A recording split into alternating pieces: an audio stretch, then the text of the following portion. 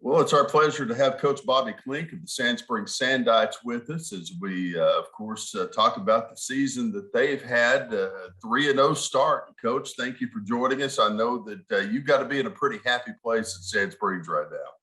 Yeah, we're off to a good start, but we all know that those non-district games are just to see where we're at and to see what we need to improve on. And so now everybody's 0-0, moving on to district play. So we got our work cut out for us. I know that the non-district games were a good chance to kind of see what your team looked like heading into the rest of the year. And really, so far, it seems like it's been the Ty Pennington show. I saw a Tulsa World article that kind of talked about how he had grown up in Sand Springs and that, you know, his major goal in life as a child was to be the Sand Springs Sandite quarterback. It's kind of a really cool hometown story, and he's really doing a lot to show up and show out this year.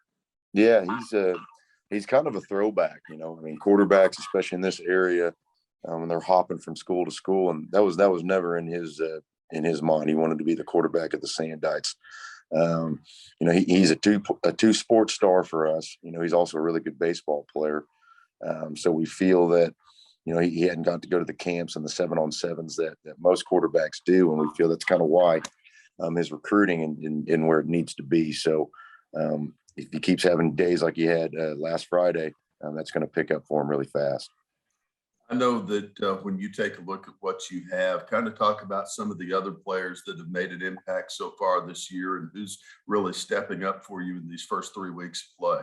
Yeah, I think one of the bigger is just our run game. You know, you start with Blake Jones, our tailback. That guy has built himself into a really good tailback, and he's tough to bring down. He's worked on his vision and just understanding the run schemes has helped him a bunch. And then ultimately getting our offensive line going. I think we're a lot better at the point of attack. You know, our knowledge of our scheme, you know, certainly having, a complete spring ball certainly helped our guys. And so I think having our run game and just that just obviously opens up things for Ty and his core of wide receivers. This is your second year at Sand Springs. Of course, last year, I believe you had a 7-5 tally at the end of the year. You ended up, this year starting off 3-0. 2 years in a row now, you've knocked off the Class 4A state champion in Arkansas, Shiloh Christian, who you played Friday night. And, you know, what are some of the things in your culture that you really have focused on changing and what's really working for you? How'd you do it? Well, first of all, I hired really great coaches. I think any head coach that's worth his salt, you've got to have great people in your program leading these young men. So I'll pat myself on the back on that. I think one of the main things that we do well here is, you know, we're constantly preaching our emotional stability. Football is it's a game of high emotions and it's good for passionate people, but you got to be able to channel that. We can't have foolish penalties. And so I think that's kind of one of the bigger things we've done is that, you know, between the whistles, we're going to get after you, but, you know, we're big on none of the extracurricular stuff. We don't want to hurt our team, be passionate, be aggressive, do all those things, but do it within the confines of the game. You know, the talk in Class 6A2 has been, hey, it's kind of Bixby and everybody else given the winning streak that they're on. And, you know, as you take a look at the rest of the season, you've got Bixby coming up, you've got other big games, but kind of talk about the landscape in 6A2 and how you expect to make your way through that this year. You know, 6A2, especially in our area, it's a really good, it's really good football. When you talk about Booker T. Washington, the Muskogee, Choctaw, and obviously Bixby. It's very good competition week in and week out, and we love that. I mean, we love the fact that every week we're going to have to be, on our best game.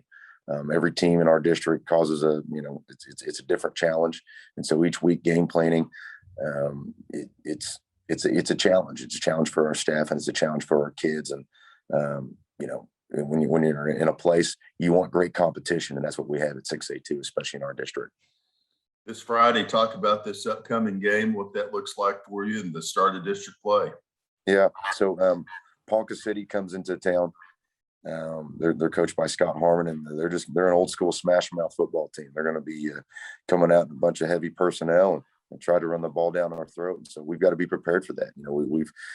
We've faced, a Sepulpa team that'll spread you out. We've faced a Bishop Kelly team that wants to, kind of bunch everything up and pound it down your throat. And then Shiloh would kind of do a bit of everything. So I think we're pretty that those non-district games have got us prepared, for this district. And so with Ponca coming in here, we've got to be ready for a smash mouth game.